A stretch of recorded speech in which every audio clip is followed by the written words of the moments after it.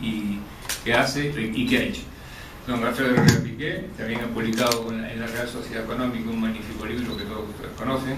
Va a hacer la presentación del doctor Sabino.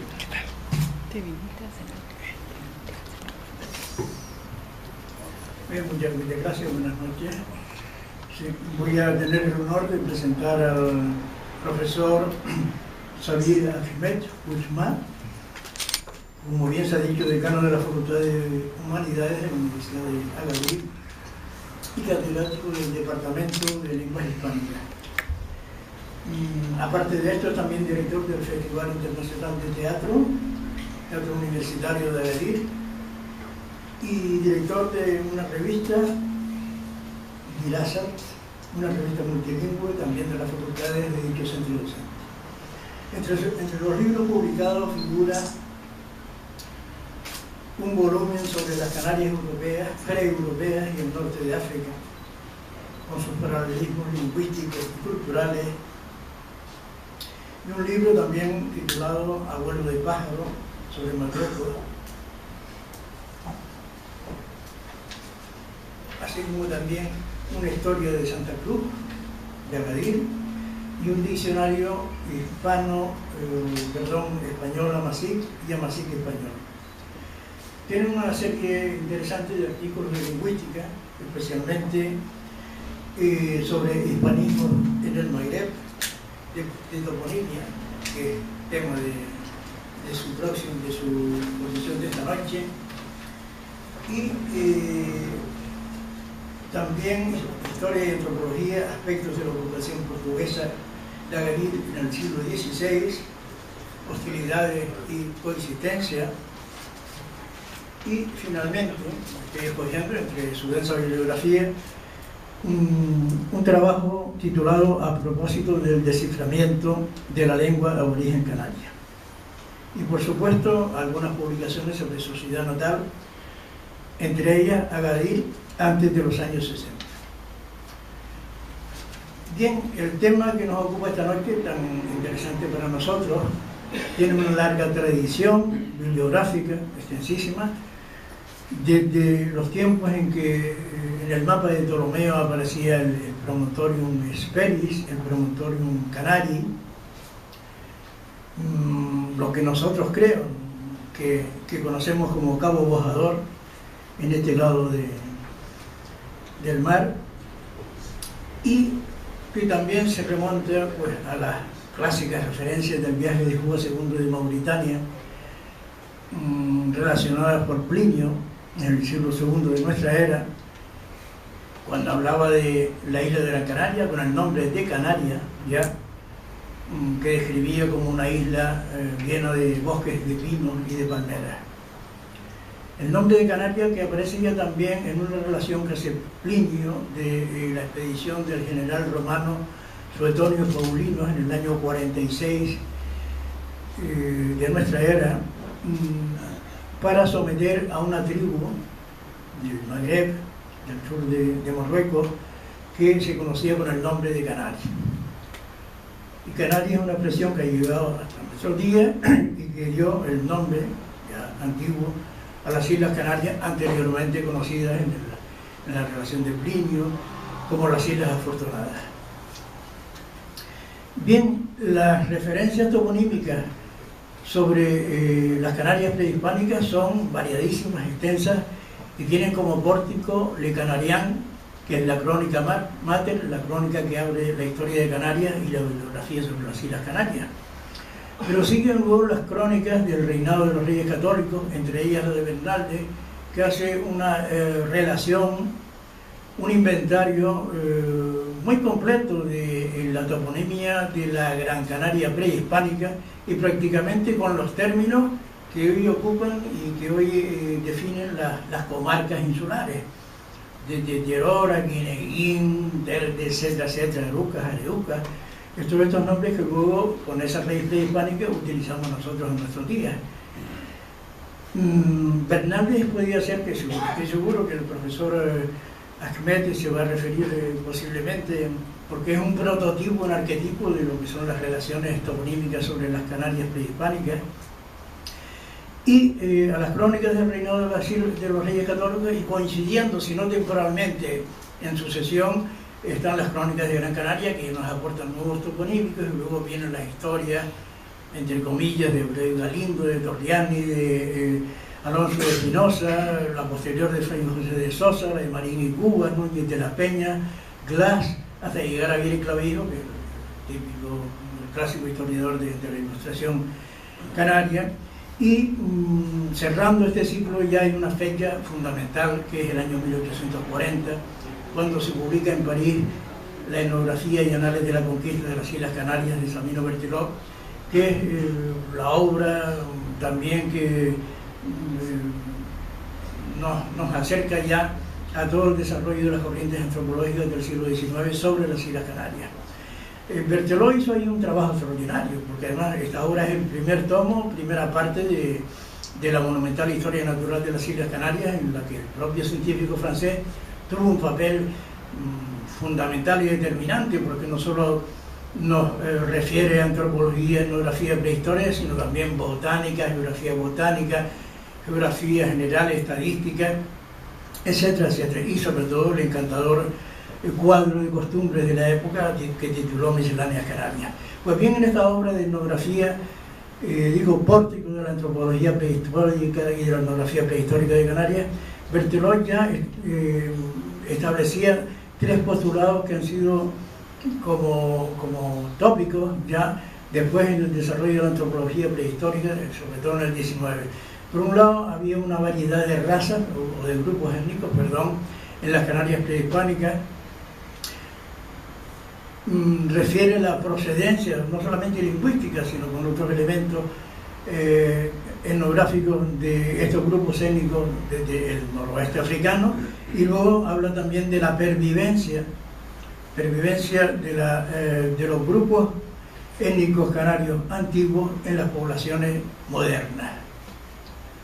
Bien, esta 1840, fecha fundamental. 1868, estamos ya con otra fecha determinante, el descubrimiento de los restos de Cro-Magnon en Francia, que abren igualmente pues el desarrollo de toda la antropología física y biológica francesa, de Broca, Ami, Catrefage, etc., a partir de la segunda mitad del último tercio del siglo XIX, y que generan la llegada, con la encomienda de una misión científica, a un joven antropólogo francés que era René Vernon, figura, hijo predilecto de las bandas de Gran Canaria en 1926, que ya establece un método científico y empírico para el estudio de los restos de la antigua población prehispánica, y que también, siguiendo los postulados de Berthelot, observó que había un mestizaje y unos grupos étnicos diferentes, que para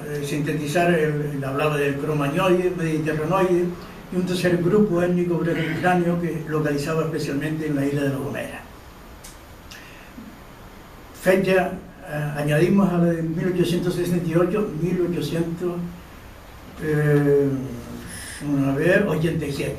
¿Por qué? Porque ese año se publica también en París el informe sobre una misión científica en las Islas Canarias de Vernon, que es la pieza clave para entender la antropología prehispánica de Canarias en los términos modernos.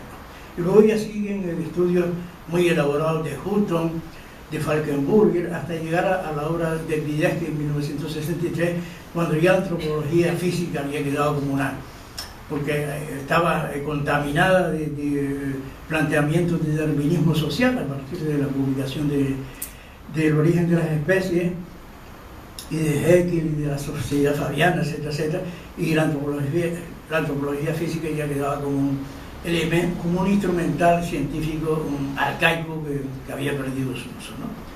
Bueno, esto lo estoy hablando, yo no soy el conferenciante, pero sí como un pórtico para establecer la conexión con lo que iba a ser la exposición del profesor Xavier Ahmed. Y en fin, hay otra fecha fundamental, y con esto termino, que es el año 1965, cuando se publica en Graz, en Austria, el monumento de la lengua canaria prehispánica de Dominique Belfort, que es un compendio, yo no digo exhaustivo, con afán de exhaustividad, muy completo del material bibliográfico y del material lingüístico que hay sobre las Islas Canarias y que ha ayudado hasta nuestros días. Belfield hizo ahí una obra extraordinaria que, bueno, es un instrumento imprescindible para cualquier estudio que se haga sobre la materia. Y en fin, sí recordar que esta exposición, este acto y estas conferencias se hacen en el marco de las actividades que ha iniciado el Observatorio Canarias África y de la atractiva y encantadora exposición Puerta Bereberes, que el doctor, el médico jefe del servicio de neurología del Hospital Insular, doctor Anselmo Sánchez Palacio, que es excelente artista de la Escuela de Luján Pérez, ha inaugurado el lunes esta exposición Puerta Bereberes, bienvenida, puertas lejanas del color de la vida y de la esperanza. Les daremos la blanca pared, la casa hospitalaria y la mano cálida que abre el pórtico luz de la alborada. Yo aquí acabo estas breves palabras, devuelvo la comunicación al director de la Real Sociedad Económica para que a su vez inicie el acto de esta noche. Así que muchas gracias.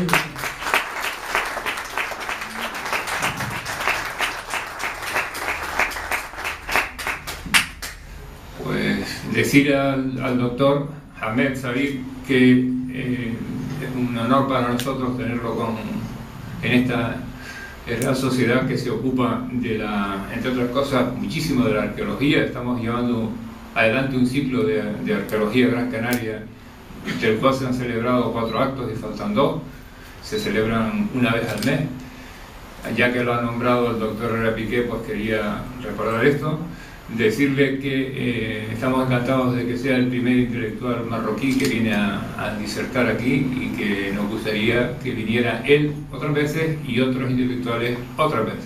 Es decir, las puertas de la Real Sociedad Económica están abiertas para los intelectuales africanos y marroquíes en particular. Tiene la palabra el doctor Sabir.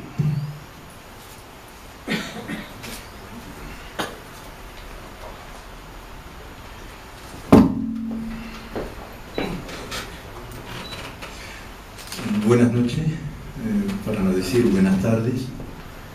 Ilustrísimo señor director, presidente de la Real Sociedad de Amigos del país, ilustrísimo amigo y profesor doctor Alfredo Herrera Piqué, estimados colegas y amigos, entre otros, destaco al profesor Rafael Esparza Machín, aquí presente, que es quien lanzó, lo repito y no me canso de repetirlo, el primer puente entre la Universidad Canaria de Las Palmas concretamente y la Universidad de Agadir. Este puente que funciona perfectamente hoy. La prueba es, por ejemplo, entre otros miles de centenares de ejemplos, sin exagerar, la exposición que hemos visto y que vamos a ver también durante 15 días en el Club de la Provincia, obra del profesor doctor Anselmo Sánchez Palacios, amigo nuestro aquí presente con su esposa, y decirles, por favor, que me permitan expresarles mis profundos agradecimientos por haberme brindado esta oportunidad para hablar, para pronunciar esa charla tan humilde, tan modesta, en presencia de tan ilustres socios y amigos, pero también en este cuadro concreto de la sede de la Real Sociedad de Amigos del país, que aprecio mucho. Gracias. En primer lugar, decirles también que esta es la segunda charla que pronuncio aquí y doy las gracias otra vez al profesor Anselmo Sánchez, quien me ha invitado en este marco general. La primera ha sido ayer, referente a los paralelismos lingüísticos y culturales de forma general entre las Islas Canarias prehispánicas y el norte de África, con el ejemplo concreto de Marruecos, y dentro de Marruecos la región Souss Massadra. Hoy voy a hablar de algo más puntual, que es la toponimia. Agradezco mucho al profesor Herrera Piqué el haberme ahorrado citar otra vez toda la rica bibliografía que se ha hecho y que existe y que se sigue enriqueciendo a propósito de todo lo que tenemos en común los canarios y los marroquíes, pero queda al público amplio el verla, conocerla y visitarla, por decirlo en estos términos. Porque quedo convencido, permítanme decirlo, que aunque estamos muy cerca, una horita de avión entre Agadir, por ejemplo, y Las Palmas, no nos conocemos lo suficiente. Si bien compartimos tantas cosas, digo cosas con C mayúscula, refiriéndome al patrimonio cultural, tanto material como simbólico, pero también huellas de la lengua amazigh que siguen vivas, no solo en los archivos y en los libros, pero también en la lengua cotidiana de los canarios, huellas de la lengua aborigen canaria amazigh, y sobre todo en la toponimia local, grabada indeliblemente en la geografía de Canarias.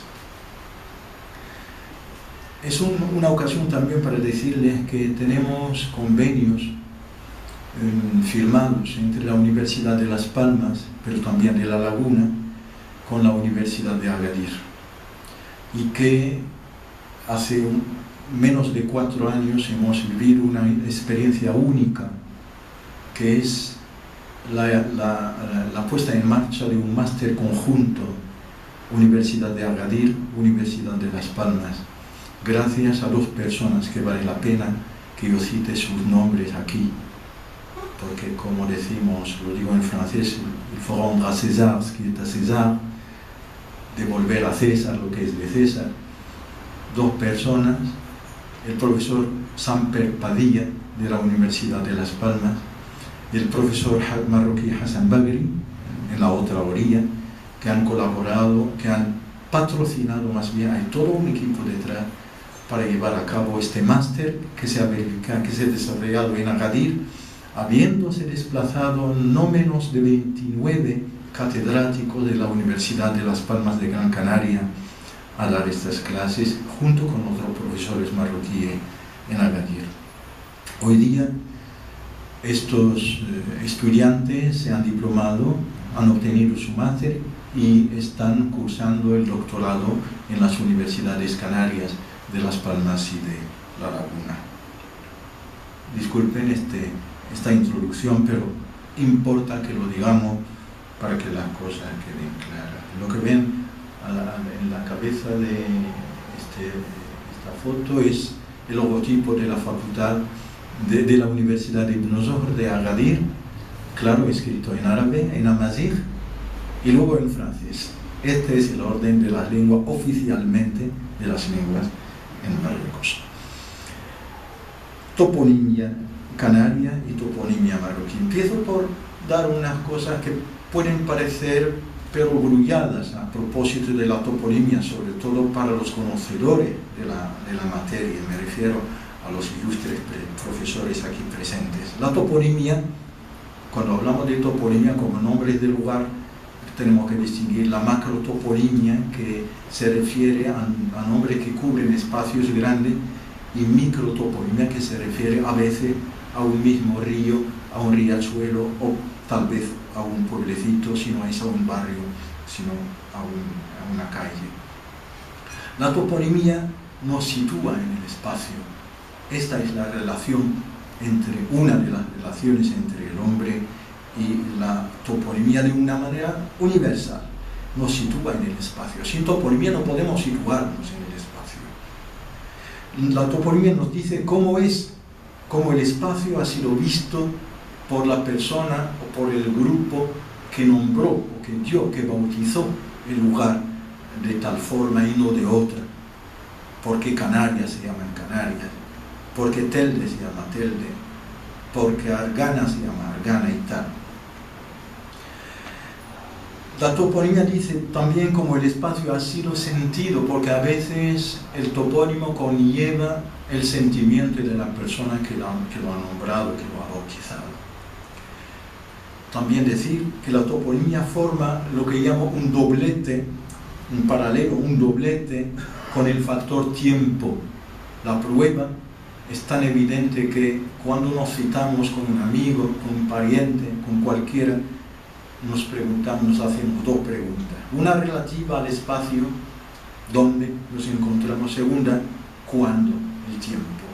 Entonces, tiempo y lugar son dos caras de la misma moneda, porque al fin y al cabo, este lugar que ha sido denominado, bautizado, Canarias, Telde, Argana, por no decir sino estos ejemplos, miles de ejemplos, sin duda ha sido un lugar que se han fijado dos personas para encontrarse, o donde se encontraron, o donde ha habido algún accidente, alguna pelea, alguna guerra, o cosas por el estilo.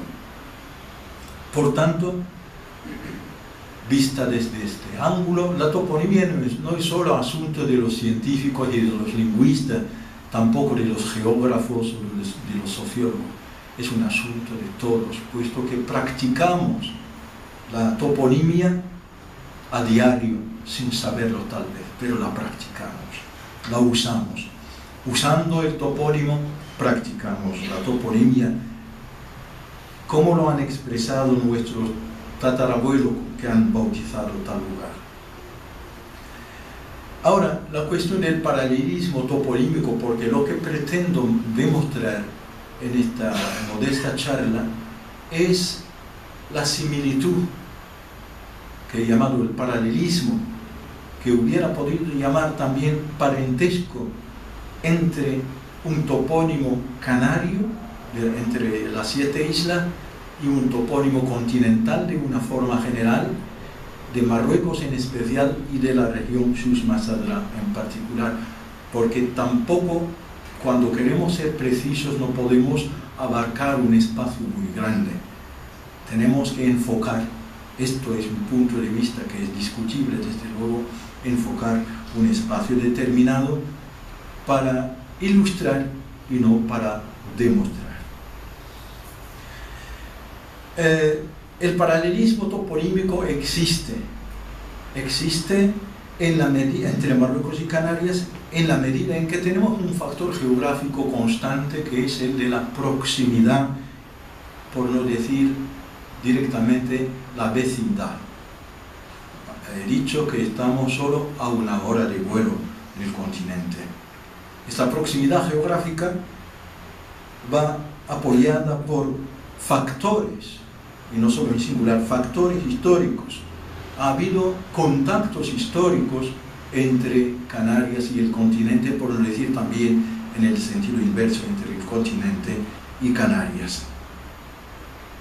Y en varios tiempos ha sido recíproco este contacto. Y luego está el factor geográfico histórico en sí, en el que se combina la historia y la geografía al propio tiempo, como lo voy a demostrar ahora mismo.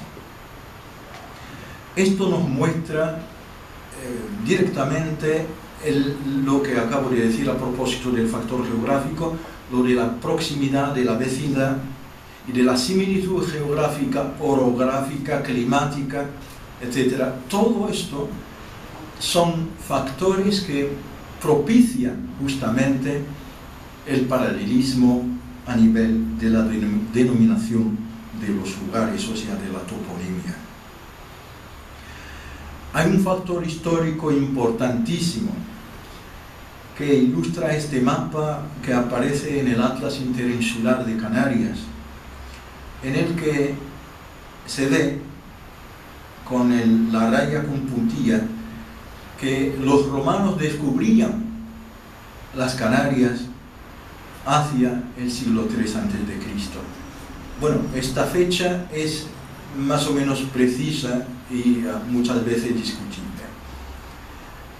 Pero también los romanos, en el marco de la romanización del norte de África, por no decir concretamente la Mauritania o bien la Berbería, porque llevaban varios nombres según la aproximación, intentó romanizar, latinizar al norte de África. La flecha, esta flecha grande que aparece en negro, muestra justamente un hecho histórico importante en el que esta romanización dio lugar a problemas, digamos, de guerra, de oposición, de resistencia. El profesor Herrera Piqué ha citado a Suetonis Paulino, que hablaba justamente de este asunto, y que los bereberes, porque en su momento, en el siglo I antes de Cristo, que es la fecha de esta romanización, entre el siglo I antes de Cristo y el siglo I de Cristo, los romanos intentaron, desde luego, como he dicho, romanizar el norte de África, Mauritania o Berbería, pero hubo resistencia. Esta resistencia dio lugar a que poblaciones enteras, no sabemos exactamente qué número eran, han sido desplazadas del continente hacia las Islas Canarias, supuestamente deshabitadas o inhabitadas en su momento. Esto quiere decir que desde el siglo I antes de Cristo hasta el siglo XVI de Jesucristo, las Islas Canarias eran de lengua amazigh, practicada a diario. Son 16 siglos. Comparar, por ejemplo, con la ocupación islámica en Al-Ándalus, que duró solamente, todo es relativo, 8 siglos, o sea, la mitad.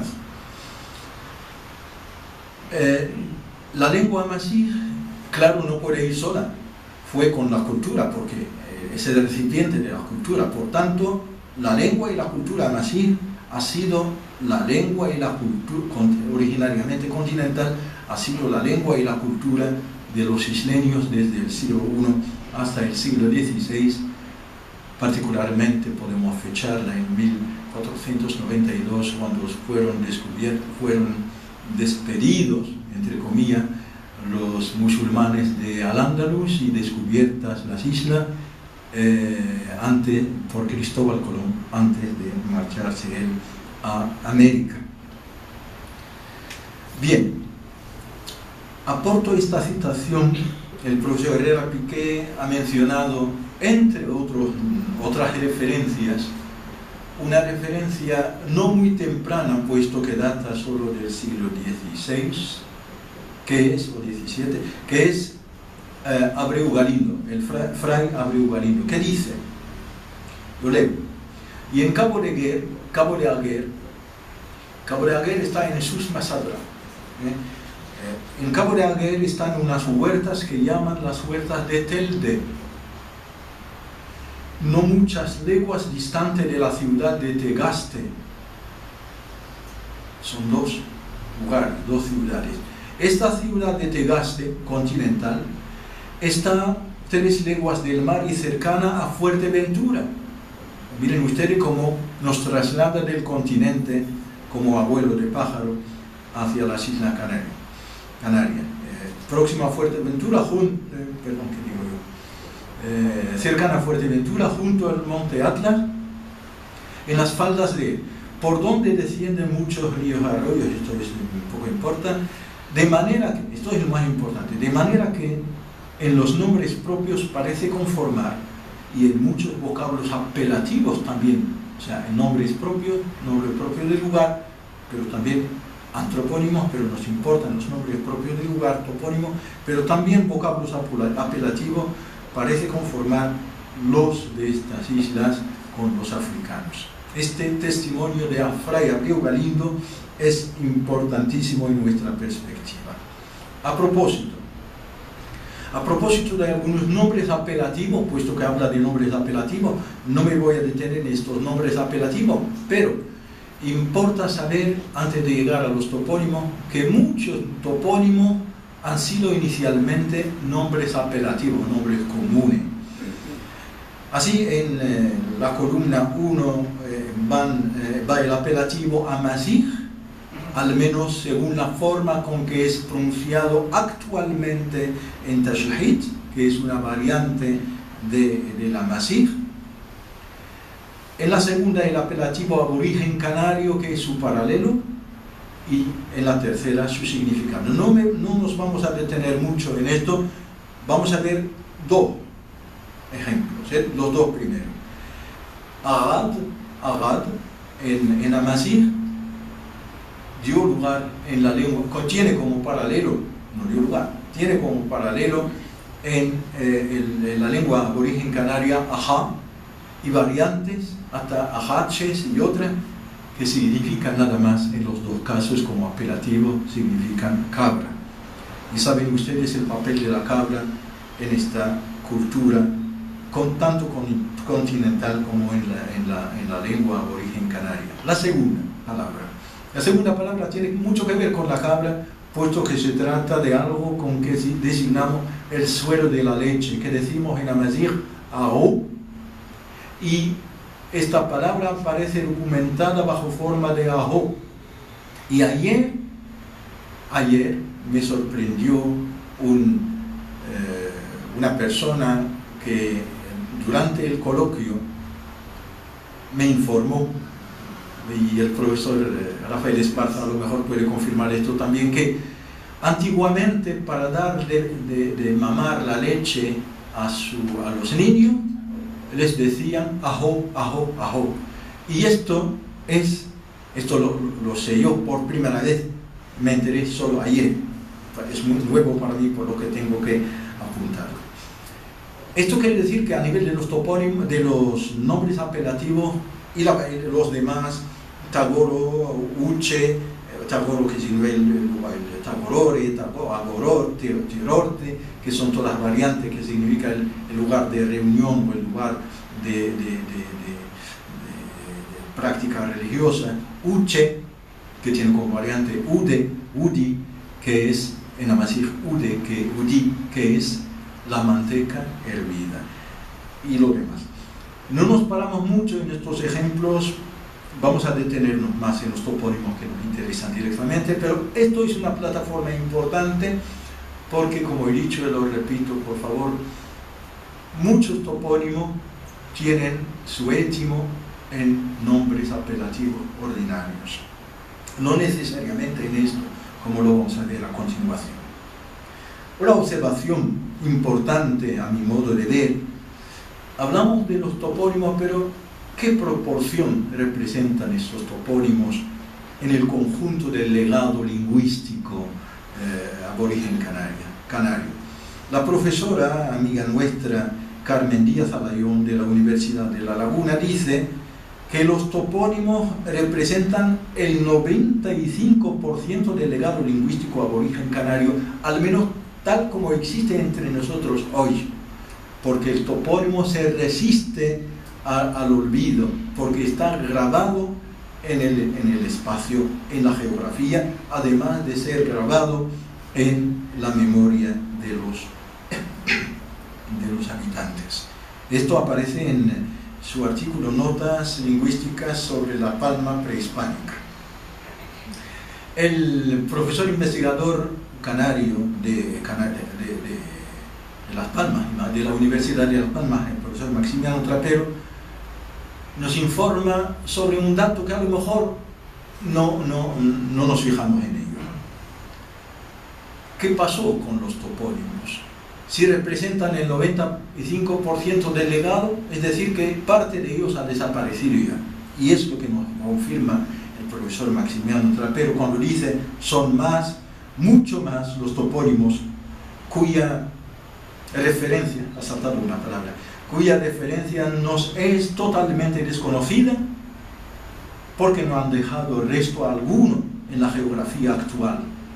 Han caído en el olvido, ni en el espacio, ni en los archivos, sabiendo que el topónimo es el elemento lingüístico que más resiste al olvido y no se deja fácilmente borrar de la memoria, de lo humano y también del espacio. Son dos observaciones, a mi modo de ver, importantes, porque lo que queda y cuyos ejemplos vamos a ver, y no pretendo de ninguna manera citar todos los topónimos que tenemos, el 95 es imposible, pero porque no es mi objetivo, no se trata de demostrar que existe un paralelismo, pero solo ilustrar es diferente, ilustrar estos paralelismos o este parentesco, como lo llamo frecuentemente. En primer lugar, también tenemos que mencionar que los topónimos, tal como los tenemos hoy en el terreno, tal como decimos Telde o cualquier otro topónimo que vamos a citar a continuación, no quiero anticipar sobre los nombres, nos plantea problemas porque muchos topónimos han sido sustituidos, muchos topónimos aborígenes han sido sustituidos por otros propiamente castellanos, por no decir españoles. También ha habido operaciones de traducción, es decir, que ha habido topónimos aborígenes canarios amasí que han sido traducidos, de los que conservamos el significado hoy a través de la traducción, pero el topónimo original ha caído en el olvido, habiendo sido sustituido por la traducción, su equivalente español, mientras que en el primer caso es una sustitución total. En el tercer punto me refiero a la adaptación fonética del topónimo aborigen a la pronunciación española. Digo española, pero también voy a decir, el profesor Herrera Piqué ha citado muchos nombres de los cronistas que nos han legado estos topónimos, entre los cuales hay ingleses. Y un inglés que habla inglés no tiene necesariamente el aparato fonético ni el oído para captar las sutilidades de la pronunciación amasí, y sobre todo algunos sonidos como la ja o la da o algo así, es decir, que hay sonidos específicos que no existen en inglés. El italiano Torriani también nos ha legado algunos topónimos, no son muchos, pero estos topónimos, y también otro italiano, no recuerdo quién era, el que documentó concretamente el nombre de los numerales, nos los aporta como si fueran palabras italianas. Hablando de los numerales, por ejemplo, dice, para decir do, que decimos nosotros en amasí sin, él dice sinetti, como espagueti, porque es italiano.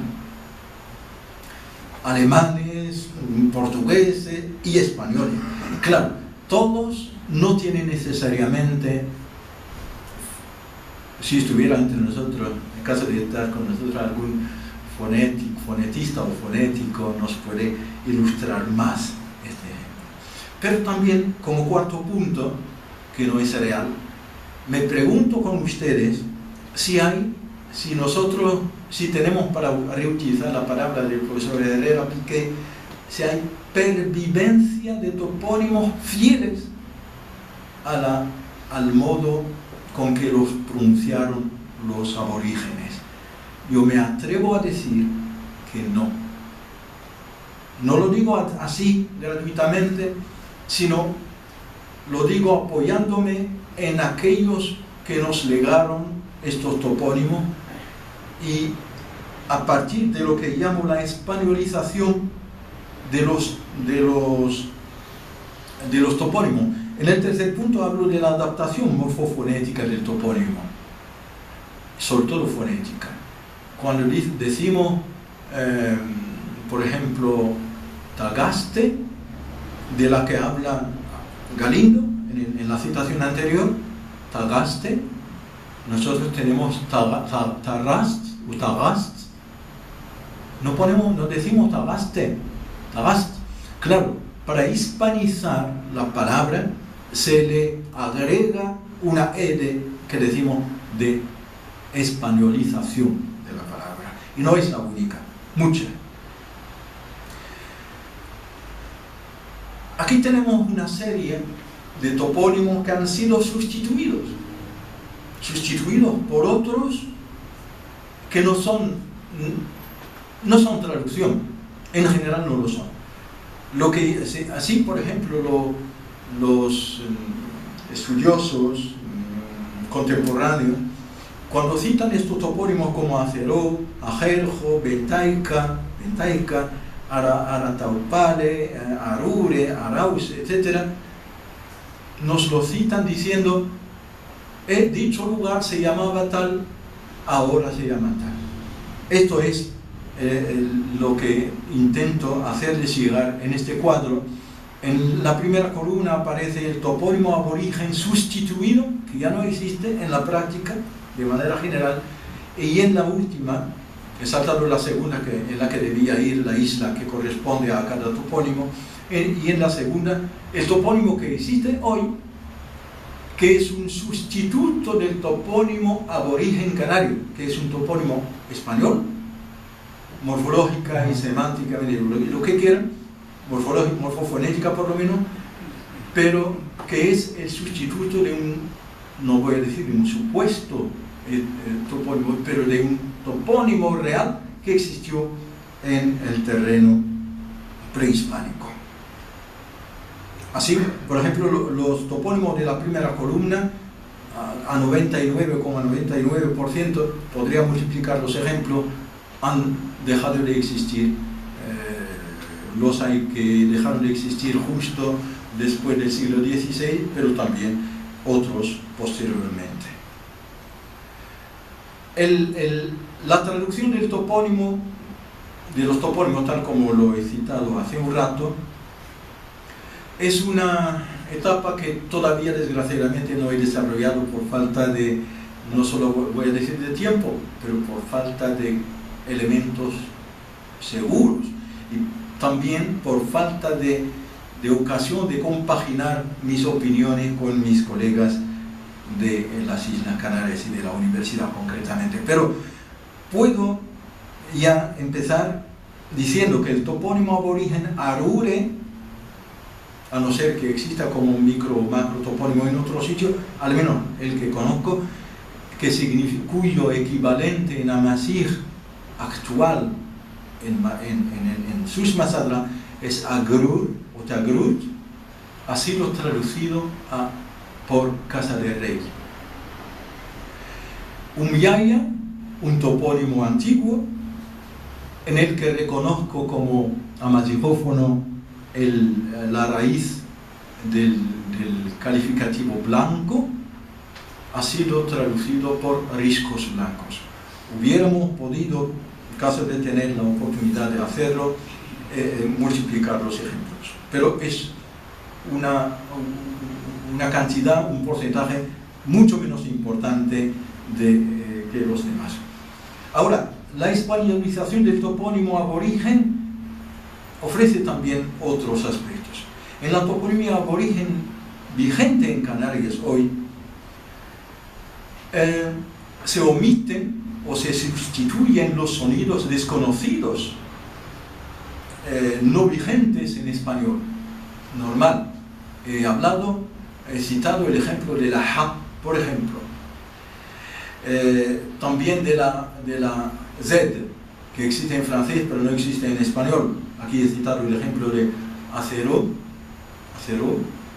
que es un topónimo ya olvidado, que tiene como equivalente o paralelo en Marruecos, en distintos puntos de Marruecos y en la región de Susmasadra en particular, Azru, que significa etimológicamente piedra, pero al fin y al cabo significa fortaleza edificada con piedra. Importa decir, a propósito de la transcripción y audición del topónimo por parte de aquellos que nos lo documentaron en su tiempo, que fuese en el siglo XIV, XV, XVI, que estos señores, a quienes tenemos que agradecer por habernos guardado este patrimonio cultural, han hecho lo que han podido, nos han transcrito lo que creen haber oído. Acabo de decir que no tenemos necesariamente el oído para pronunciar cualquier sonido de cualquier país, de cualquier lengua del mundo, del chino, por ejemplo, para mí, por ejemplo, el chino.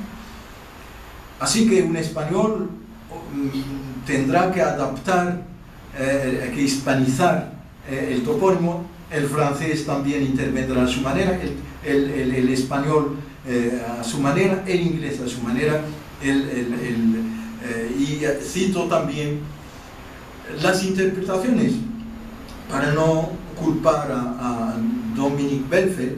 Él ha hecho un cómputo y un estudio muy profundo. El profesor Herrera Piqué ha dicho que es una obra imprescindible para cualquier investigador que quiera investigar en él, no solo en toponimia, pero también en todo lo que respecta al patrimonio cultural canario. La obra, lo repito, se titula Monumenta Lengua Canaria, que la universidad ha traducido al español cuando hasta hace poco tiempo solo existía en alemán. Bien, paralelismo toponímico. Cuando hablamos de paralelismo toponímico o de semejanzas toponímicas entre el continente y las Canarias, hay unos principios universales y algunos principios específicos. Entre los principios universales figura el de aplicar un nombre, a transformar, por decirlo así, simplificando, un apelativo, un nombre común, en nombre de lugar. Así aporto directamente un ejemplo, antes siquiera de meterme en el corpus que voy a citar a continuación. El ejemplo de Almogarén, que está cerca de aquí, no sé exactamente cuántos kilómetros de aquí, pero Almogarén del Ventaiga, concretamente. Está en Gran Canaria, ¿verdad? Bien, falta un acento, es Almogarén. Almogarén, cuando oigo yo o cualquier parlante, cuando oye Almogarén, no puede dudar ni un instante de que es un paralelo de almogar singular, almogarn en plural. ¿Qué significa?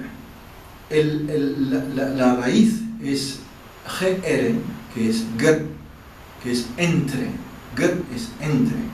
Así, por ejemplo, entre Telde y Las Palmas, voy a decirlo en Amasir, gr, Las Palmas de tilde, Telde, gr. Ahora, el verbo es encontrarse, inmegar, es el lugar de encuentro finalmente.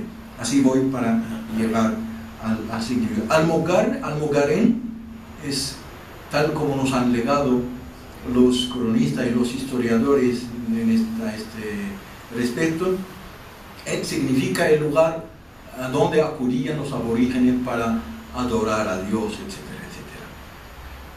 Es un adoratorio, se puede decir, sí. Un lugar de... Sí.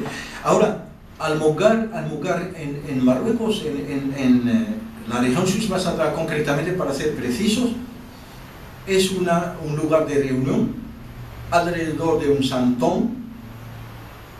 Entonces es una reunión religiosa de multitud de gente que viene para rezar, pero también para hacer comercio. Y es una forma de encontrarse también, porque es el étimo de la palabra.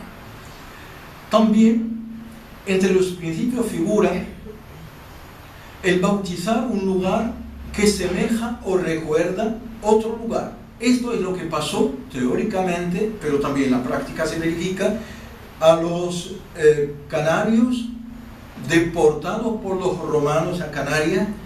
Claro, cuando los deportaron, venían con su lengua y con su cultura, y entre los elementos de su cultura forma parte el topónimo. Y normalísimo sería que el residir o el vivir en un lugar que se parece a otro que hubieran dejado atrás, le dieran el nombre de aquel pueblo. Y esto sucede universalmente y no solo para este caso. Una tercera observación, también como medio universal, medio específica del la toponimia canaria, es que entre los topónimos canarios damos a veces con nombres compuestos, parte amazigh, parte castellana española. Un ejemplo sería los llanos de Aridane. Los llanos, se entiende, Aridane, hasta hoy día no hay quien lo explique. De momento, hay hipótesis, muchas. Yo tengo también una, porque tenemos una ciudad que se llama Tarudán. Aridane significaría el llano, pero no es tan seguro como otros topónimos tan claros, porque parten de un apelativo muy claro que nos ayuda a descifrar el topónimo. Aquí va una plataforma de topónimos, son prototipos. He dicho que no puedo citar todos los topónimos, pero he elegido los más evidentes, los más claros. En la primera columna pongo el apelativo, en la segunda el topónimo aborigen canario, en la tercera el significado en amazigh, el significado en español, en realidad, en español no hay nada así. Y luego la isla que le corresponde, imagino que me he equivocado de isla, porque a veces hay topónimos que aparecen en varias islas al propio tiempo. Tilde, por ejemplo, como apelativo en amazigh, existe como apelativo, que significa fortaleza, pero existe también como topónimo, sobre todo denominando un pueblo muy famoso hasta el siglo XVI. Hoy día totalmente abandonado, solo quedan unas huertas, y curiosamente Galindo nos habla de las huertas de Telde. El segundo ejemplo es una hipótesis. Y Merced es el higo salvaje. El higo, ¿qué digo yo? No higo macho, no, higo salvaje, perdón. Higo salvaje. Y Merced es singular en la lengua cotidiana para designar un higo salvaje. Ahora, existe el femenino que es Timerced, que es al propio tiempo diminutivo. Pero existe un topónimo en la región Sus-Mazatlán también, y no exclusivamente en Sus-Mazatlán, que se denomina Timerced. Vean ustedes cómo ponemos, cómo se pronuncia, como es el caso en Canarias hoy, Tamaraceite. Hubiéramos podido detenernos diciendo Timerced, y sería el equivalente hasta en la forma de Timerced para significar etimológicamente el higo macho, el higo salvaje, pero ahora es topónimo tanto en el continente como en la región Sus-Mazatlán. Almugar, para pronunciarlo a lo amazigh, Almugar es el lugar de encuentro. Y más que esto, existe cuando hay una boda, solemos decir almocar y no almugar. Es el día en que se encuentra la familia del novio con la familia de la novia para celebrar, no para celebrar la boda, no, para decir, ok, estamos de acuerdo para darte nuestra hija, y el padre dice, estamos de acuerdo para que me deis la vuestra. Bien, encuentro, entonces, como he dicho hace un rato, y en la región de Sus-Mazatlán este apelativo ha dado lugar a un topónimo. Desgraciadamente no he tenido tiempo para integrar una foto. Tenemos, por ejemplo, Almugar Sidibidi. Es el lugar y al propio tiempo la ceremonia religiosa, y al propio tiempo el lugar donde se celebra una reunión religiosa a propósito alrededor del santón que se llama Sidibidi. Notad por favor que almogarén es, lo repito, es forma plural visto desde el amazigh, porque el singular es almogar. No he visto, que yo sepa, un topónimo ni algún apelativo en la lengua aborigen canaria, documentado por lo menos, que recoja el singular. Aparece esta forma plural, almogarén, y luego, cuando si por acaso se quiere identificar el plural, se tendría que añadirle la ese plural del castellano. Tazacorte, más bien, Tazacorte, en Fuerteventura. Digo, en La Palma. ¿En La Palma? En La Palma. Corríjanme por favor, porque a lo mejor me he equivocado en demás de un topónimo. Sobre todo que hay topónimos, como he dicho, que se repiten en varias islas. En esto no soy experto. Tengo que desplazarme al terreno para comprobarlo. Tazagurt es, en la columna de la Masij, es una montaña. No es cualquier montaña, es una montaña del Dra, de la región del Dra, que ha dado su nombre a la ciudad, que hoy lleva un nombre arabizado, Zagura, que es el topónimo arabizado, al tiempo que el topónimo original, Amazigh, es Tazagurt, nombre que sigue fijado como topónimo en la montaña que domina la propia ciudad de Zagora. Pero también existe un apelativo, existe un significado que es esa arcilla, esa arcilla que se utiliza para colmar las hendiduras, se dice, en los techos de las tierras, de las casas hechas con de adobe. Bien. No quisiera molestarles con tantos ejemplos, pero mi objetivo es decirles que si hay topónimos que han sido, no voy a decir copiados, trasladados, como se ha trasladado la propia lengua, como se ha trasladado el gofio, como se han trasladado varios rituales y ceremonias a Canarias, a las Canarias prehispánicas, se han trasladado también a través de la lengua varios topónimos como tales, pero otros han sido forjados a través de apelativos que recuerdan el significado de tal cosa. Yo paso. Digo esto, y estoy por terminar, que existen muchos topónimos que desgraciadamente, a los que desgraciadamente todavía no se ha encontrado una explicación.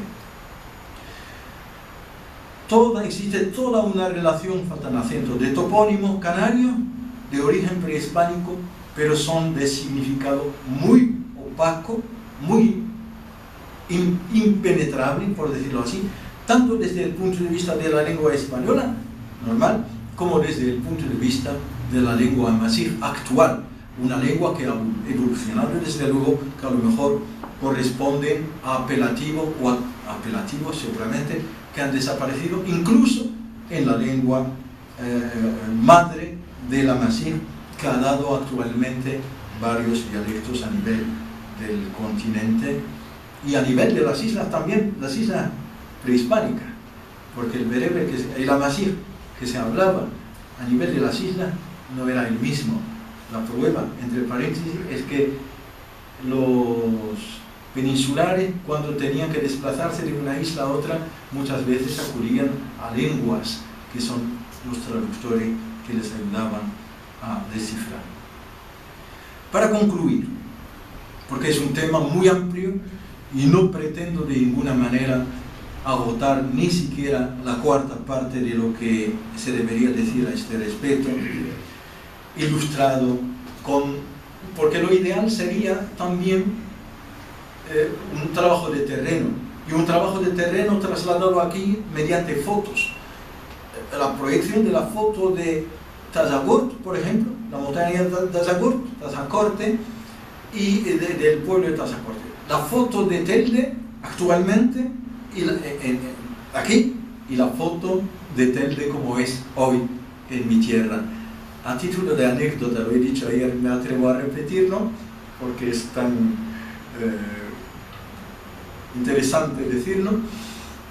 La primera vez que yo conocí directamente en el terreno la ciudad de Telde con un amigo canario, me sorprendió el nombre, porque claro, no puede ser indiferente si bien tengo un paralelo en mi tierra, le he dicho a este señor, mira, tenemos también nuestro Telde en el continente. El chico me dice, vamos a hacer un hermanamiento. ¿Pero un hermanamiento con qué? Si la ciudad ha desaparecido, que solo queda ¿cómo voy a decir? Unas huertas, unas palmeras, pero el pueblo ha desaparecido totalmente cuando era una base militar de los adíes que lucharon contra los portugueses en el siglo XVI, que los derrocaron de Agadir, que en su momento se llamaba Santa Cruz de Cabo de Gué. Sí, la toponimia en general tiene que ser, porque tiene que ser multidisciplinar, pluridisciplinar. Error, a mi modo de ver, que pretendamos individualmente resolver la cuestión de la toponimia. Tiene que ser un trabajo de grupo de investigación multidisciplinario. Lingüistas, desde luego, geógrafos, importante, antropólogos, indispensables, etcétera, etcétera, sociólogos, etnólogos, etcétera, etcétera. Pero también, porque ahí está la historia, la lingüística, la antropología y otras más ciencias, la toponimia canaria, la investigación en la toponimia canaria tiene que llevarse a partir de una perspectiva multilingüe, por no decir por lo menos bilingüe. Lo mínimo sería bilingüe, amazigh español. Multilingüe porque hay un corpus elaborado por gente que no son ni españoles ni amazigh, que son portugueses, ingleses, alemanes, etcétera, etcétera. Gracias.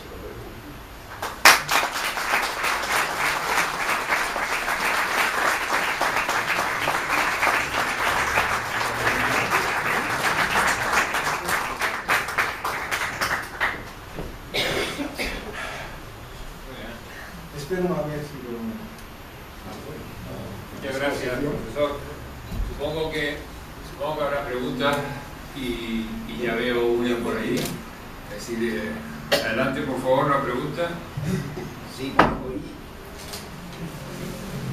me ha encantado porque yo tenía una palabra, es decir, que yo quería haber bautizado. Yo me crié en Galdar, no nací porque antes se nacía en casa de la abuela y por tanto nací en Las Palmas, pero mi familia vivía en Galdar y ahí me crié. Y hay una montaña que le llamamos Almagro, la montaña de Almagro. Almagro, claro, que ha sido una españolización de Amagro, que es como se llamaba la montaña entonces en la época prehispánica e incluso al comienzo ya de la época hispánica. Y claro, yo contaminado con el tarifí, es decir, con el idioma, el amazigh que se habla en la zona del Rif, pues Amán estaba claro para mí agua, caracoles. Digo, hombre, en lugar de agua y caracoles, ya yo había dado mi interpretación. Pero ahora con el GR entre, Amagro es entre aguas, entre ríos, dos barrancos que delimitan la montaña de Amagro. Claro, lo acabo de ver claro entonces ahora, es importante. Y después otra cosa, también de lo que decía, de cómo se cambian.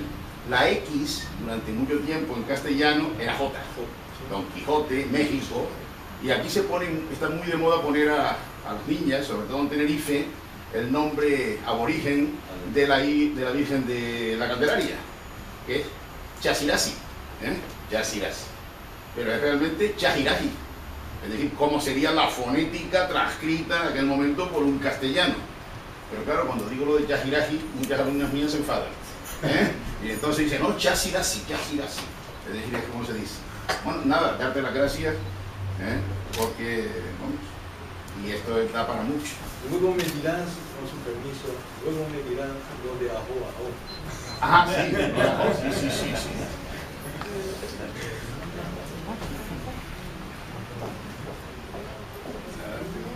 Stabilis Fulke, señor Xavier, usando su frente Trixcaxere. Tengo entendido que también en Tenerife hay un lugar que se llama Agua Masa y podría venir de Amán Comenzar. Esta agua de lluvia porque es un terreno que tiene barro al fondo. No, tiene un terreno, tiene barro al fondo. exactamente, y se forma un depósito de agua, Amán en Ansar, por agua masa. Y que en el roque nulo, realmente, como aquí nunca está nublado, viene de nulo, que tiene entendido que es una puerta más allá. Eso, y muchas gracias por la conferencia.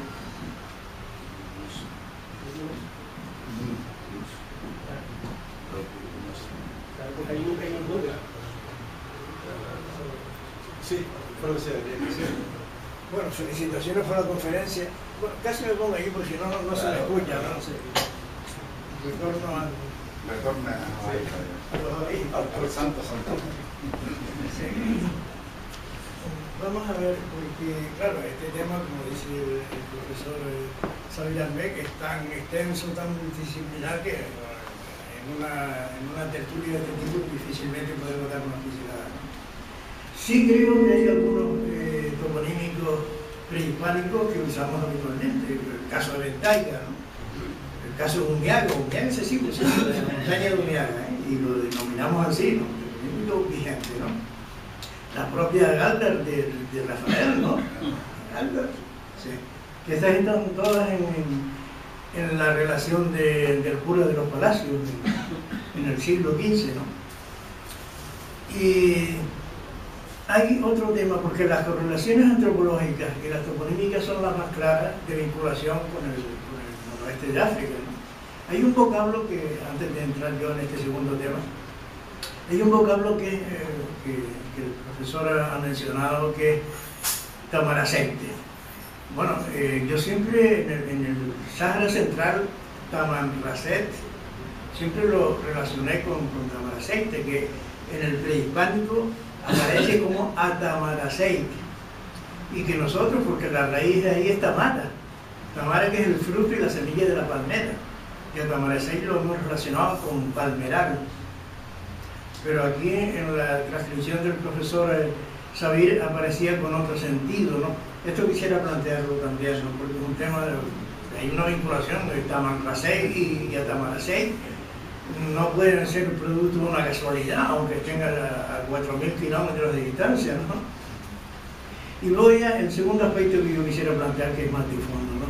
Decía que las correlaciones antropológicas, es decir, de la antropología física, ¿no? De los cráneos del tipo Mexta-Falú, ¿no? que está en el norte de África prehispánico hacia el año 7000 a.C., es decir, o hace 7000 años, perdón. El aspecto Mexta-Falú, las correlaciones con los cromañoides canarios, con los dos tipos cromañoides y mediterranoides, eso parece que hay una conexión, y eso fue lo que vino a estudiar Vernon en el siglo XIX, ¿no? Pero después están los aspectos culturales, y aquí nos encontramos con mucho más complejidad y mucho más problemas, ¿no? Ya Lionel Balut hablaba de que en las Canarias prehispánicas no había una costumbre generalizada en el norte de África, que era la evolución de los incisivos en la población femenina. Aquí no la hay.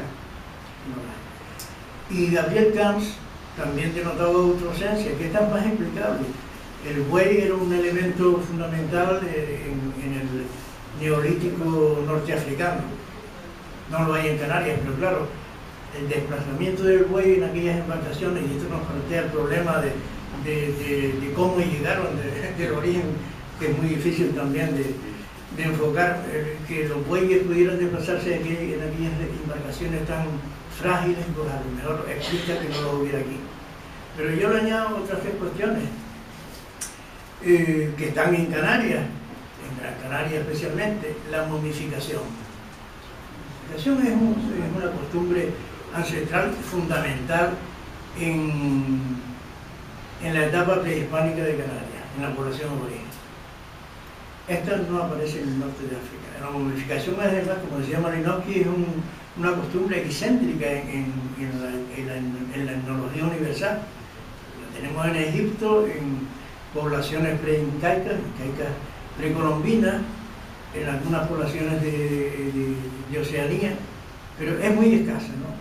Y las Canarias es uno de los puntos en los que hay momificación.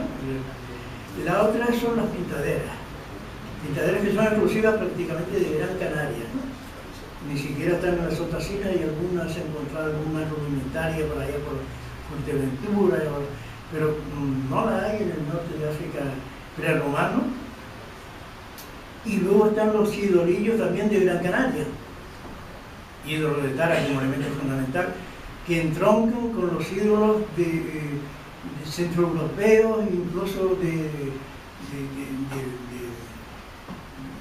la Europa ya de Rusia y del Próximo Oriente, y sobre todo de las Islas Cicládicas. Este esquematismo que hay en algunos ídolos que podemos ver en el Museo Canario, que son verdaderamente esquemáticos y que son los ídolos cicládicos de hace 2000, vamos, del Mediterráneo oriental, ¿no?, de hace milenios, ¿no? Estos son elementos, estos dos últimos elementos de la cultura mediterránea, porque las pintaderas provienen del Próximo Oriente, siguen un itinerario de Turquía, norte de Italia, apenas hay alguna referencia en el Levante español, las Islas Canarias y América precolombina, nada menos.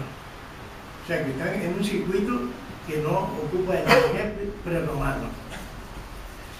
Son, digo, que así como las correlaciones y los vínculos antropológicos están bastante claros en los toponímicos, evidentemente, y Abreu Galindo fue el primero que ya lo dijo el profesor Xavier Alcomet, lo resaltó. En cambio, hay otros ingredientes fundamentales de la cultura prehispánica de Canarias que no aparecen en el Magreb. Y ahí nos encontramos un asunto y otros que están en el Magreb y que no estuvieron aquí, ¿no? Digo que los problemas son muy complejos y por eso la visión multidisciplinar aquí nos lleva a nuevos enfoques, ¿no? Y estoy hablando de cosas que no son enfoques nuevos.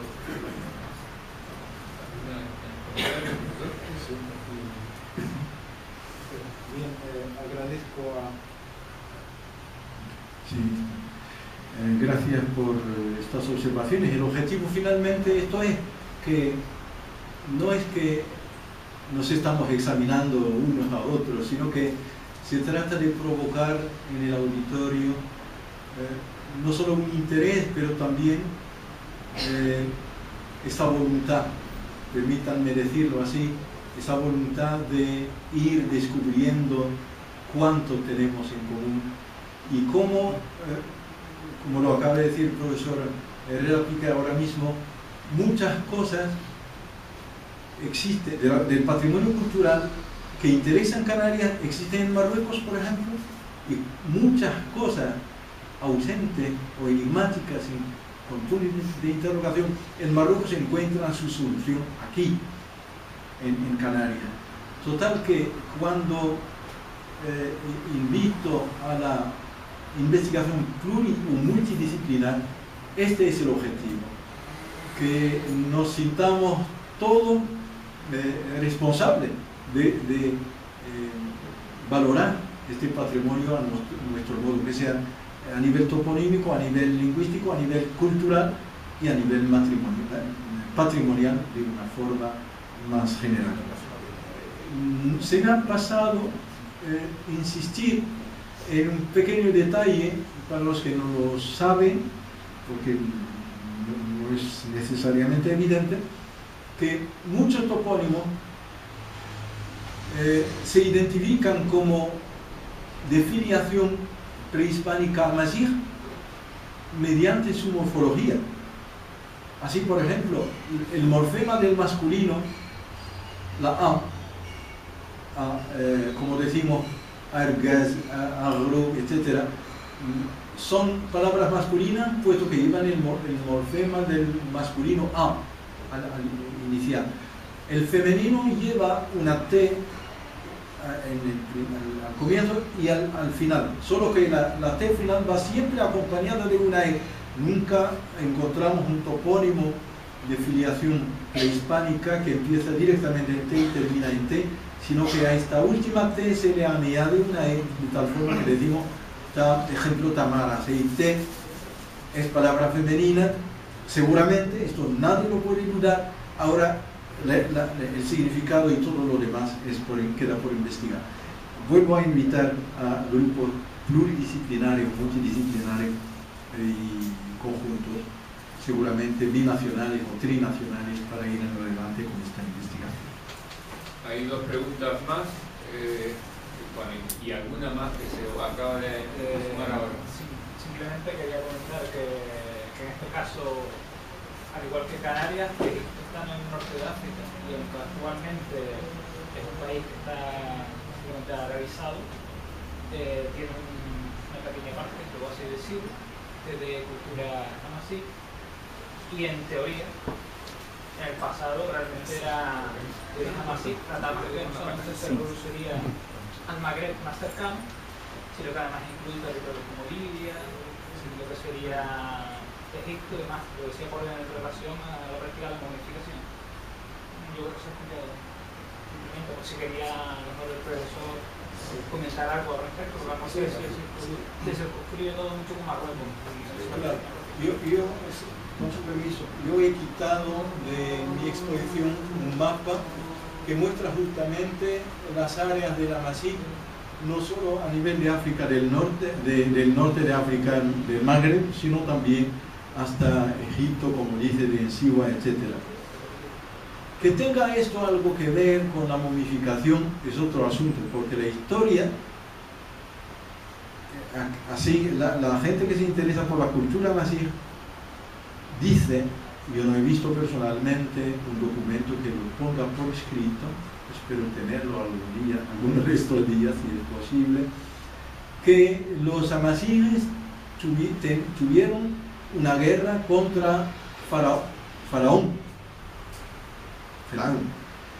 Total que este contacto podría ser eventualmente una explicación de la momificación o alguna huella que nos guíe hacia este paralelismo antropológico entre la momificación a nivel de las islas y su no existencia a nivel, por lo menos actualmente a nivel de África del Norte, no hay huella que lo diga, pero sí en Egipto. Esto es lo que queremos. Me gustaría contarle al profesor Salir que en relación a los topónimos, ahora mismo también hay determinadas personas en Canarias, como Pablo de Luca o Ignacio Reyes, sí, que se han dedicado a estudiar muchas palabras que nosotros seguimos usando en el lenguaje cotidiano, como chola, como lapicero, como en realidad son que parecía, no tiene, digamos, un paralelismo claro como orgánico o como tegués con la toponimia, con la lengua amasí, pero que el estudio de esas palabras ha demostrado de que tienen una raíz amasí. Lo que pasa es que han sido españolizados, de la misma forma que nosotros decimos naife cuando en realidad viene del inglés. Hay un blog que se llama Isurán, las raíces, que tiene un vocabulario bastante amplio sobre esto, ¿no? Y también se ha descubierto, en cuanto a en referencia a los topónimos, determinados topónimos que parecen españoles, que parecen castellanos, pero que no lo son. Por ejemplo, el caso de Manteca, ¿no? La degollada de la manteca, la montaña de la manteca, el paso de la manteca, ¿no? Que parece ser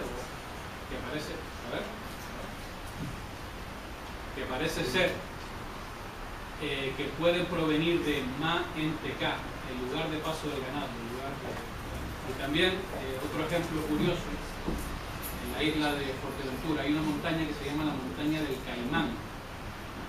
Ustedes se preguntarán, ¿había cocodrilo en Fuerteventura? No, parece ser que viene de... Ahora sí. Parece ser que viene de Cuimán, o algo así, ¿no? Cuimán, el lugar de reunión, ¿no? Que tiene que ver con el complejo espiritual que había en torno a Hindai y todo eso. Eso por, digamos, la parte de personas. Y después, lo que sí me gustaría compartir con la gente que ha venido aquí a la conferencia es una experiencia que tuve hace unos años, en referencia a lo que dijo antes el doctor Herrera. Hace unos años, cuando estalló el conflicto en Mali, vinieron a Canarias dos tuareg, que estaban en el Yemen en esa época, incluso el periódico de la provincia hizo una entrevista. Y yo acompañé a esas dos personas al Museo Canario. Fue una experiencia increíble, ¿no? Porque nos dijeron, no, esta cuchara se usa para esto, esta esterilla tiene estos colores, se usa para esto, esta pintadera significa esto, esta pintadera significa otro. La cultura está viva, pero no está viva en Europa, está viva en la cultura torera, está viva en el continente. No ha tenido que ir muy lejos para hacer algo de trabajo de campo. Sí. Sí.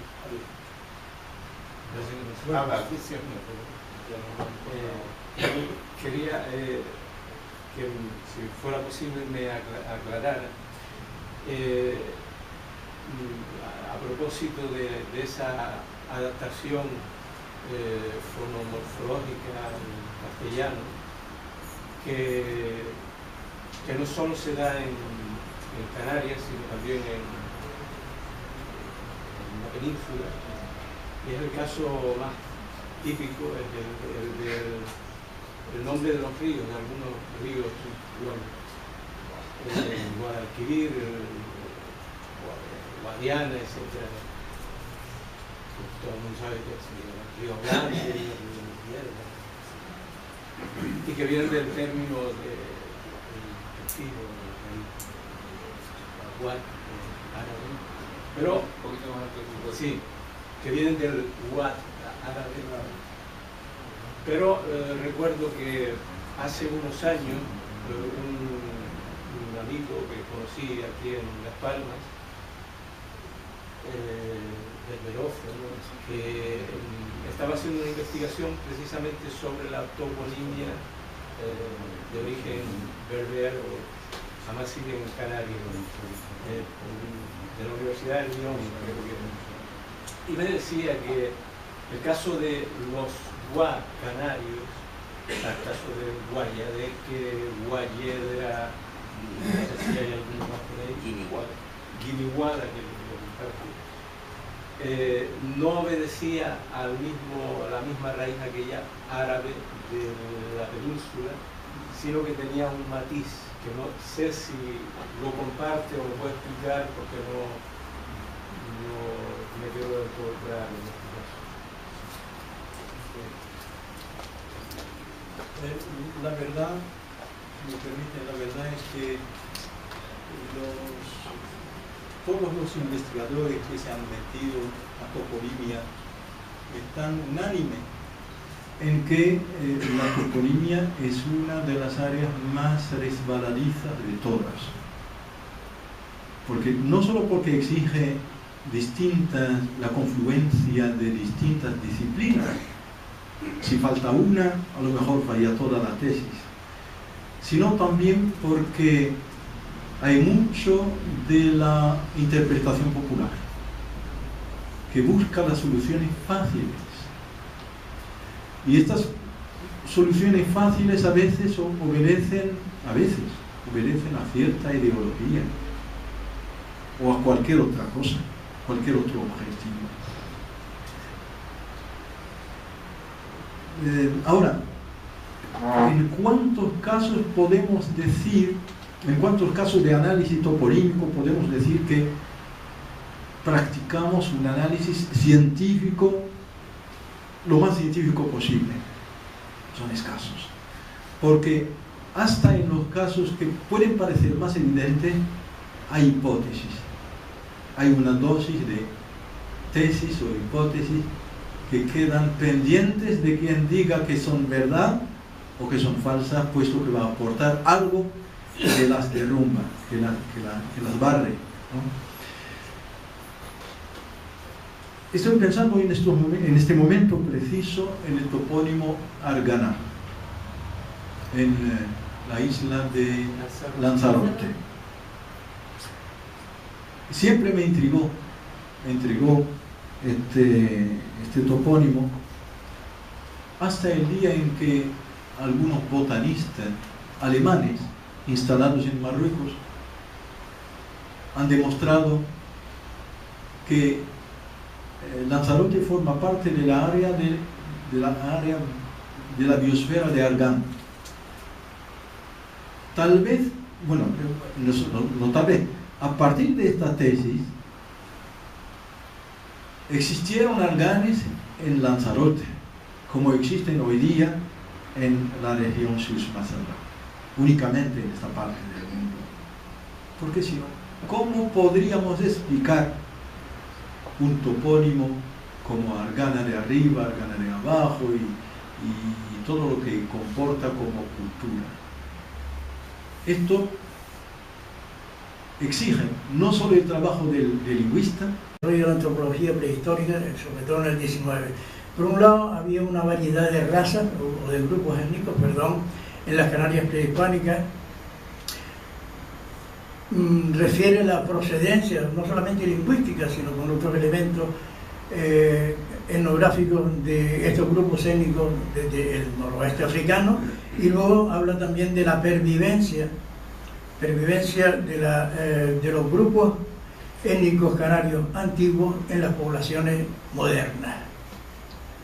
Bien, esta 1840, fecha fundamental. 1868, estamos ya con otra fecha determinante, el descubrimiento de los restos de Cro-Magnon en Francia, que abren igualmente pues el desarrollo de toda la antropología física y biológica francesa, de Broca, Ami, Quatrefages, etc., a partir de la segunda mitad del último tercio del siglo XIX, y que generan la llegada, con la encomienda de una misión científica, a un joven antropólogo francés que era René Verneau, figura, hijo predilecto de las bandas de la Canaria en 1926, que ya establece un método científico y empírico para el estudio de los restos de la antigua población prehispánica, y que también, siguiendo los postulados de Berthelot, observó que había un mestizaje y unos grupos étnicos diferentes, que para sintetizar, él hablaba del cromañoide, mediterranoide, y un tercer grupo étnico mediterráneo que localizaba especialmente en la isla de La Gomera. Fecha, añadimos a la de 1868, 1887. ¿Por qué? Porque ese año se publica también en París el informe sobre una misión científica en las Islas Canarias de Verneau, que es la pieza clave para entender la antropología prehispánica de Canarias en los términos modernos. Y luego ya siguen estudios muy elaborados de Hutton, de Falkenburger, hasta llegar a... Y qué hace y qué ha hecho. Don Rafael Herrera Piqué también ha publicado en la Real Sociedad Económica un magnífico libro que todos ustedes conocen, para hacer la presentación del doctor Sabir.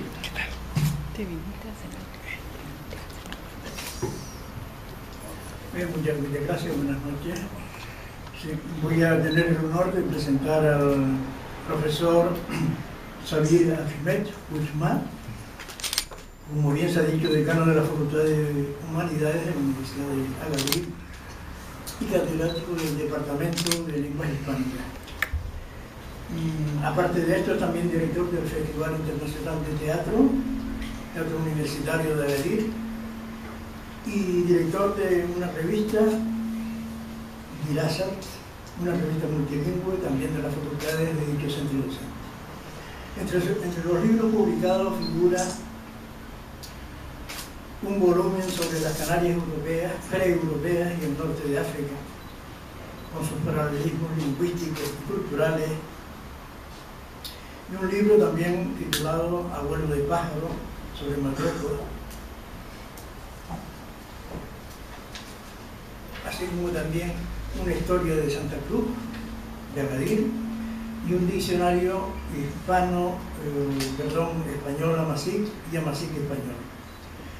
Tienen una serie interesante de artículos de lingüística, especialmente sobre hispanismo en el Magreb, de toponimia, que es tema de su exposición de esta noche, y también historia y antropología, aspectos de la ocupación portuguesa de Agadir en el siglo XVI, hostilidades y coexistencia. Y finalmente, estoy escogiendo entre su densa bibliografía un trabajo titulado A propósito del desciframiento de la lengua aborigen canaria. Y por supuesto, algunas publicaciones sobre sociedad natal, entre ellas Agadir antes de los años 60. Bien, el tema que nos ocupa esta noche, tan interesante para nosotros, tiene una larga tradición bibliográfica, extensísima, desde los tiempos en que en el mapa de Ptolomeo aparecía el Promontorium Hesperis, el Promontorium Canarii, lo que nosotros creo que conocemos como Cabo Bojador en este lado del mar, y que también se remonta pues, a las clásicas referencias del viaje de Juba II de Mauritania, relacionadas por Plinio en el siglo II de nuestra era, cuando hablaba de la isla de Gran Canaria con el nombre de Canaria, ya que describía como una isla llena de bosques de pinos y de palmeras. El nombre de Canaria que aparece ya también en una relación que hace Plinio de la expedición del general romano Suetonio Paulino en el año 46 de nuestra era, para someter a una tribu del Magreb, del sur de Marruecos, que se conocía con el nombre de Canaria. Y Canaria es una expresión que ha llegado hasta nuestros días y que dio el nombre ya antiguo a las Islas Canarias, anteriormente conocidas en la relación de Plinio como las Islas Afortunadas. Bien, las referencias toponímicas sobre las Canarias prehispánicas son variadísimas, extensas, y tienen como pórtico Le Canarian, que es la crónica mater, la crónica que abre la historia de Canarias y la bibliografía sobre las Islas Canarias. Pero siguen luego las crónicas del reinado de los reyes católicos, entre ellas la de Bernalde, que hace una relación, un inventario muy completo de la toponimia de la Gran Canaria prehispánica, y prácticamente con los términos que hoy ocupan y que hoy definen las comarcas insulares, desde Terora, Guineguín, etcétera, Arucas, Areucas, estos nombres que luego con esa raíz prehispánica utilizamos nosotros en nuestros días. Bernalde podría ser que seguro, estoy seguro que el profesor Ahmed se va a referir posiblemente, porque es un prototipo, un arquetipo de lo que son las relaciones toponímicas sobre las Canarias prehispánicas, y a las crónicas del reinado de los reyes católicos, y coincidiendo, si no temporalmente, en sucesión, están las crónicas de Gran Canaria, que nos aportan nuevos toponímicos, y luego vienen las historias, entre comillas, de Eulogio Galindo, de Torriani, de Alonso de Espinosa, la posterior de Fray José de Sosa, la de Marín y Cuba, Núñez de la Peña, Glass, hasta llegar a Vieri Clavijo, que es el típico, el clásico historiador de la Ilustración canaria, y cerrando este ciclo ya en una fecha fundamental, que es el año 1840, cuando se publica en París la etnografía y anales de la conquista de las Islas Canarias de Sabino Berthelot, que es la obra también que nos acerca ya a todo el desarrollo de las corrientes antropológicas del siglo XIX sobre las Islas Canarias. Berthelot hizo ahí un trabajo extraordinario, porque además esta obra es el primer tomo, primera parte de la monumental historia natural de las Islas Canarias, en la que el propio científico francés tuvo un papel fundamental y determinante, porque no solo nos refiere a antropología, etnografía prehistoria, sino también botánica, geografía general, estadística, etcétera, etcétera, y sobre todo el encantador cuadro de costumbres de la época que tituló Misceláneas Canarias. Pues bien, en esta obra de etnografía, digo, pórtico de la antropología prehistórica y de la etnografía prehistórica de Canarias, Berthelot ya establecía tres postulados que han sido como tópicos ya después a la obra de Gwizdecki en 1963, cuando ya la antropología física había quedado como porque estaba contaminada de planteamientos de darwinismo social a partir de la publicación del origen de las especies y de Haeckel y de la sociedad fabiana, etcétera, etcétera, y la antropología física ya quedaba como un elemento, como un instrumental científico, un arcaico que había perdido su uso, ¿no? Bueno, esto lo estoy hablando, yo no soy el conferenciante, pero sí como un pórtico para establecer la conexión con lo que va a ser la exposición del profesor Xavier Ahmed. Y en fin, hay otra fecha fundamental, y con esto termino, que es el año 1965, cuando se publica en Graz, en Austria, el monumento de la lengua canaria prehispánica de Dominique Belfeld, que es un compendio, yo no digo exhaustivo, con afán de exhaustividad, muy completo del material bibliográfico y del material lingüístico que hay sobre las Islas Canarias y que ha llegado hasta nuestros días.